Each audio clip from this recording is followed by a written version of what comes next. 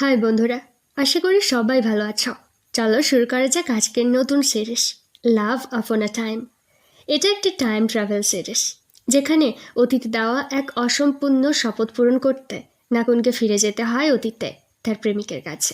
কেমন হবে যখন বর্তমানের আধুনিক সময়ের নাকুন হঠাৎ করে ঐতিহাসিক দুনিয়ায় পৌঁছে যাবে। চলো শুরু করা যাক আজকের মজাদার সিরিজ লাভ আপন আ টাইম।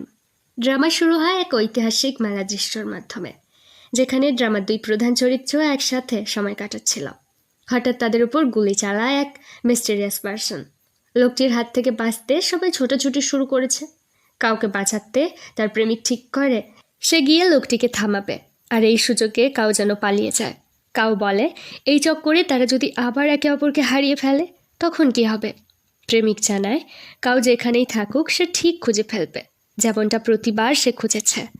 এর মধ্যে সেই বন্দুকধারী সামনে চলে আসে আর তাদের দিকে বন্দুক তাক করে। সিন কাট হয়।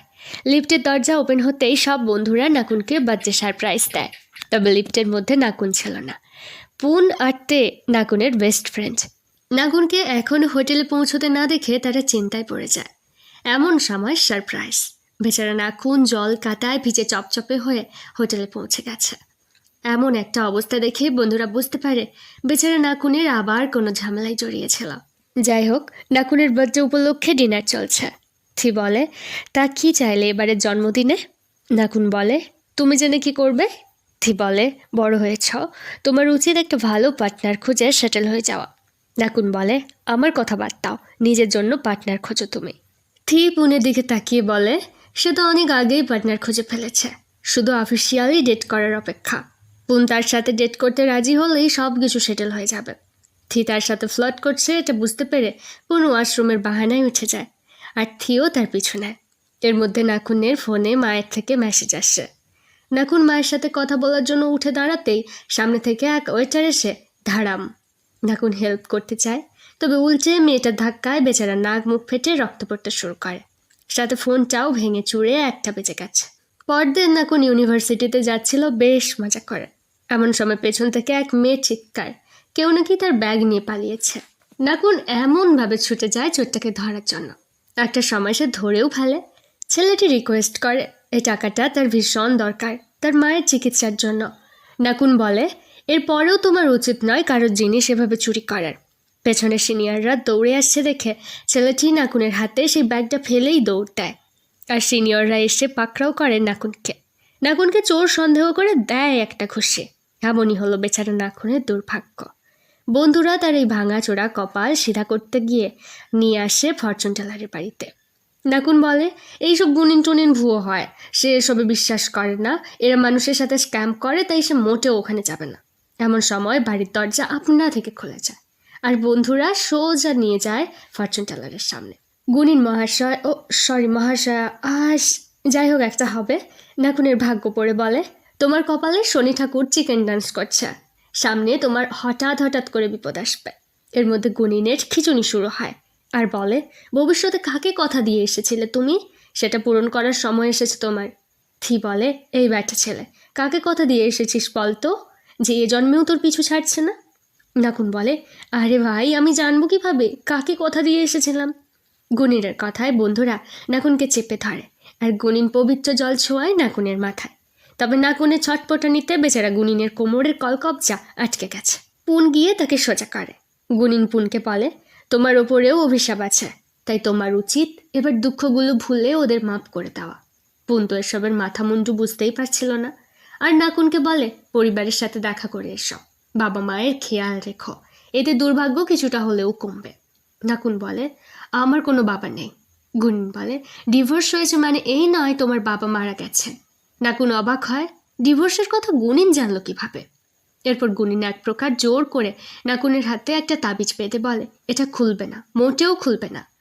পরদিন ইতিহাসের ক্লাস চলছে। থি আর নাকুন দুষ্টুমিতে ব্যস্ত।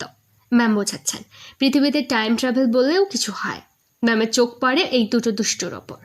অমনি ম্যাম নাকুনকে সোজা দাঁড় করায় আর প্রশ্ন করে নাকুন টাইম ট্রাভেলে বিশ্বাস করে কিনা। নাকুন একটা লম্বা চওড়া বক্তৃতা দিয়ে বুঝিয়ে দেয় এসব টাইম ট্রাভেল মানুষের কল্পনা মাত্র, ফালতু ব্যাপার। পুনর্জন্ম টাইম ট্রাভেল বলে কিচ্ছু হয় না। মানুষ যেসব ঘটনা যুক্তি দিয়ে বলতে পারে না সেগুলোকেই কুসংস্কার দিয়ে উড়িয়ে দেয়। রাগ, ভয়, ঘৃণা, ভালোবাসা সবই মৃত্যুর সাথে সাথে মাটিতে মিশে যায়।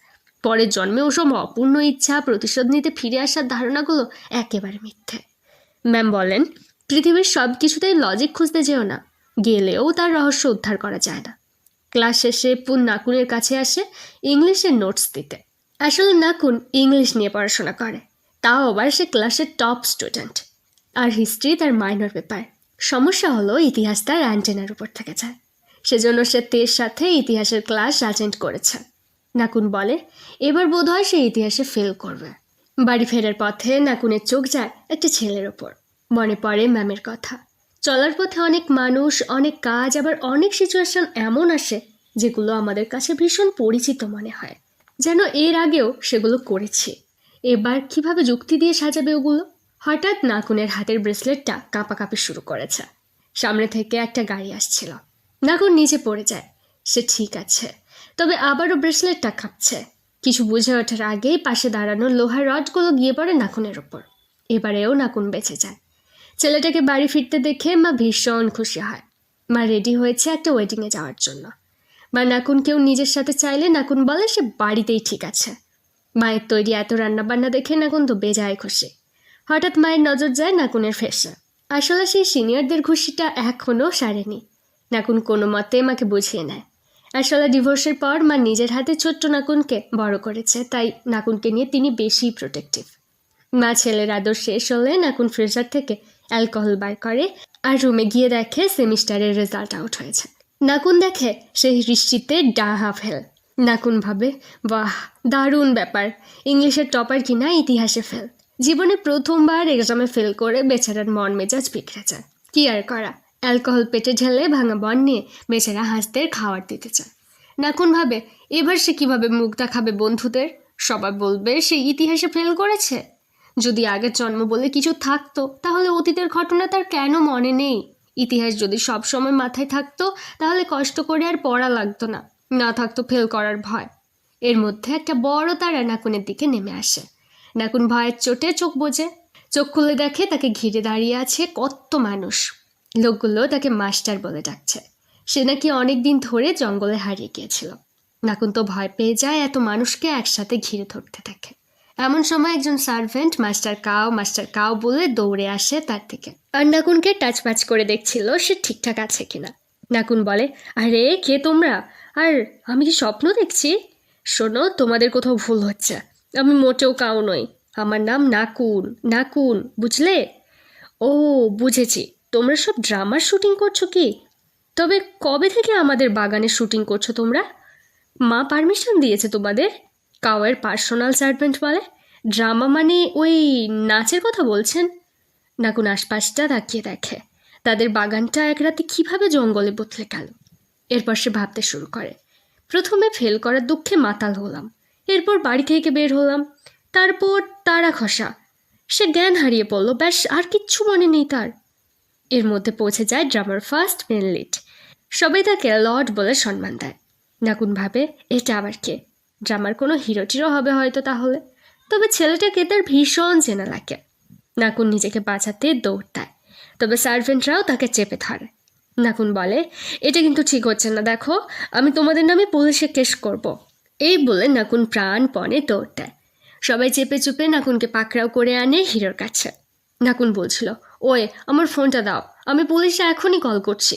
আরে তোমরা ভীষণ পচাতো, আমার ফোনটাও কখন হাতিয়ে নিয়েছো তোমরা? সার্ভেন্টরা নাকুনকে ঘরে পুরে বেরিয়ে যায়। রুমে নাকুনের পার্সোনাল সার্ভেন্ট এসে বসে তাকে পাহারা দেওয়ার জন্য। নাকুন বলে, এটা আবার কোন জায়গা? সার্ভেন্ট বলে, লর্ড পোপ এই ঘর কাউয়ের জন্যই তৈরি করেছে।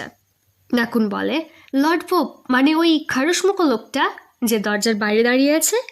সে লর্ড হোক আর যাই হোক, আমার তাতে কোনো যায় আসে না। আমাকে এখনই যেতে দাও, না হলে আমি কোর্টে তোমাদের নামে নালিশ করব। বিরক্ত হয়ে নাকুন বসে পড়ে। সার্ভেন্টটা নিজের পরিচয় দেয়, তার নাম ছোয়ে, কাউয়ের পার্সোনাল সার্ভেন্ট। নাকুন বলে, যাই হোক এসিটা অন করো, রুমটা বেশ গরম। ছোয় তো অবাক, এসিটা আবার কি? ওটা খায় না মাথায় দেয়? নাকুন রেগে বের হতে গেলে ছোয় তার পথ আটকায়। লর্ড পোপের আদেশ, কাউকে এই রুমেই থাকতে হবে। নাকুন বলে, শোনো তোমার অভিনয়টা বন্ধ করো একটু, ছয় বলে, ও মা, আমি সামান্য এক সার্ভ্যান্ট, অভিনয় আমার দ্বারা হয় না।